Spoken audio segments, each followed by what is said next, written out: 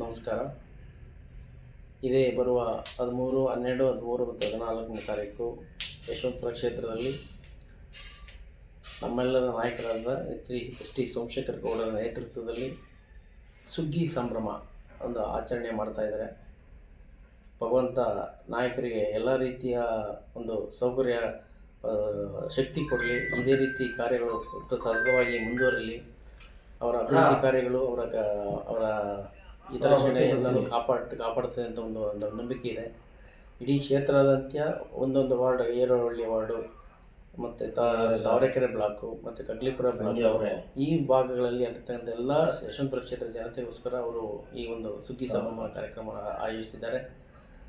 ಕೆಂಗೇರಿ ವಾರ್ಡಲ್ಲೂ ಕೂಡ ಇಡೀ ಕ್ಷೇತ್ರದ ಜನತೆ ಅವರ ಬೆನ್ನೆಲುಬಾಗಿ ನಿಂತ್ಕೊಂಡು ಈ ಒಂದು ಅವರ ಅಭಿವೃದ್ಧಿ ಕಾರ್ಯಗಳಿಗೆ, ಅವರ ಅಭಿವೃದ್ಧಿಗೆ ಮುಂದೆ ಕೂಡ ಚುನಾವಣೆ ಕೂಡ ಮುಂದೆ ಬರ್ತಾರೆ. ಅವರೇ ಇರಬೇಕು, ಅವರೇ ಈ ಕ್ಷೇತ್ರದಲ್ಲಿ ಜನನಾಯಕನಾಗಿರಬೇಕು ಅನ್ನೋದು ನಮ್ಮೆಲ್ಲರ ಆಸೆ.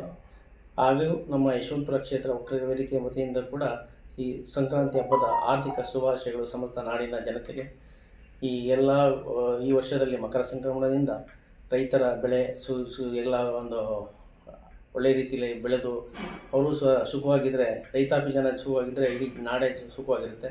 ಹಾಗಾಗಿ ಈ ಸುಗ್ಗಿ ಸಂಭ್ರಮವನ್ನು ಸಮಸ್ತ ಎಲ್ಲ ಬಾಂಧವರು ಕೂಡ ಬಂದು ಈ ಕಾರ್ಯಕ್ರಮದಲ್ಲಿ ಭಾಗವಹಿಸಬೇಕು ಅಂತ ನಮ್ಮ ಯಶವಂತಪುರ ವೇದಿಕೆ ಮತ್ತು ಶ್ರೀ ಸೋಮಶೇಖರ ವತಿಯಿಂದ ನಾನು ಕೇಳ್ಕೊಳ್ತೇನೆ. ನಮಸ್ಕಾರ, ಎಲ್ಲರಿಗೂ ಧನ್ಯವಾದಗಳು.